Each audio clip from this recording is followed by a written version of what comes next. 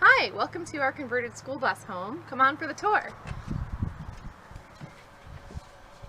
So it took us about 2 years total to convert the school bus. Ryan and I worked on it part-time on the weekends while we were working our office jobs full-time. It took a little longer than we originally anticipated to build out the bus, but we're really happy with how it turned out. So if you come on in here, this is the main living area. We've got our couch over here, which doubles as a convenient storage bench, and these lids just pop up here. We've got plenty of room to keep all sorts of things. On this side, we've got our library, one of many bookshelves that's installed. It also doubles as our main power bank. So behind this panel here, we have two 6-volt deep cycle batteries that are hooked up, and these run the lights and appliances. And then inside this station here, behind our cat, Mr. White, we have our main power inlet, which is a 30-amp hookup, and that should be fine for pretty much every RV park that we visit. There's also a converter charger in there, which will help to keep those deep cycle batteries fully charged while we're on the road, and that uses the AC or the shore power to charge those batteries. One thing we had to keep in mind while we were building out the bus is that it eventually will be in motion, so while we're on the road, everything needs to be secure. So things like this with our bookshelf, we actually had to design so that these little bars here slide in and out, so we can still access our books behind them, but then while we're traveling, we can set them up so that they're nice and secure. We've got our stringed instruments here. I think we've managed to fit a total of 4 of them on the bus so far, so it should be a pretty musical adventure.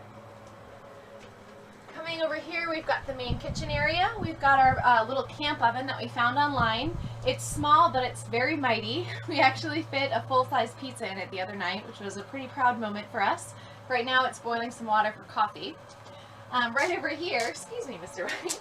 Right over here we've got our kitchen sink and running water, yay. We also have some shelves up here where we keep all the things that we use on a daily basis so that they're easily at hand. We've got storage down here where we keep all of our kitchen utensils and items, the same over here, as well as additional storage underneath the sink. On this side over here, we've got our dining room table and another bookshelf, sort of a running theme on this bus, how many books can we cram into it. This table here is where we do eat all of our meals. It's also where we do all of our work on our laptops. And what's really nice about this table is that it actually pulls out and this other side flips up, so it becomes a full-size dining room table, which so far has been really great when we've had friends over to visit and to play board games. If you follow me back here, we've got our main storage and pantry area.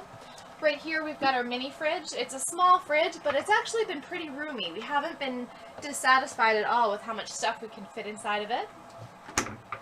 Right up top here is one of our main storage compartments. This is where we keep things that are used more often, so they're more accessible to us on a daily basis. Just through here, we've got our main pantry area, so we keep all of our dry goods, all of our ingredients for cooking. And you won't be able to see it from where you're standing, but actually through this pantry, just behind this wall here, we have an inline water heater so that we can have hot water in our shower and our sink, and it vents out through these two set of vents right here. On this side over here, we've got our main closet unit where we keep all of our clothes as well as some other miscellaneous materials and craft projects. When we moved on to the bus, we really had to downsize and get rid of a lot of our possessions and kind of simplify and make decisions about what was important to us. So it was a pretty interesting process, but so far the results have been good. And if you follow me back here, this is the bathroom area. So we have the shower on one side, which while we're parked just sort of doubles as additional storage space. And then on this side we have the toilet. And if you come all the way through, I'll show you how this bathroom door works. So this is actually on some drawer slides. They were heavy-duty drawer slides, and they just are mounted to the wall. So this door slides completely closed, and then you have a segmented space, so the bathroom and the bedroom space is completely separate from the front of the bus.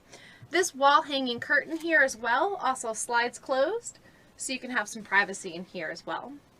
And that was actually something that we wanted to be pretty important in the design process, was that we wanted to make sure we could close off the back of the bus from the front of the bus. And because things are going to be in motion while we're traveling, we did have to make sure that this door wouldn't slide from side to side while we're driving, so we actually installed a small little hook and eyelet over here so that we can lock that into place while we're on the road. And we also have, I forgot to mention it, some secret art behind the wall, courtesy of Ryan Ayers. And then over here, we switch spaces, this is our main bedroom. So the bed is designed also as a storage unit. We've got some cabinets down below on either side. And then because we're going to be traveling with our pets, we also have some kennel units built in the back so our pets can ride comfortably and safely while we're on the road. Also underneath the bed is a rear view camera that's mounted so that while we're driving we can actually see what's behind us, and there's a corresponding monitor installed in the driver's area. Inside here we've got bookshelves, more storage space, and then we also have cleverly used magnets to attach all sort of things to the walls and ceiling of the bus. We also left the back door installed as a functioning door, and what that does is it allows us to open it up and actually have some extra airflow move through the bus and through the bedroom while we're parked. Go turn that kettle off. So that's it. That's our tiny school bus home. Thanks for taking the tour, and check out the blog.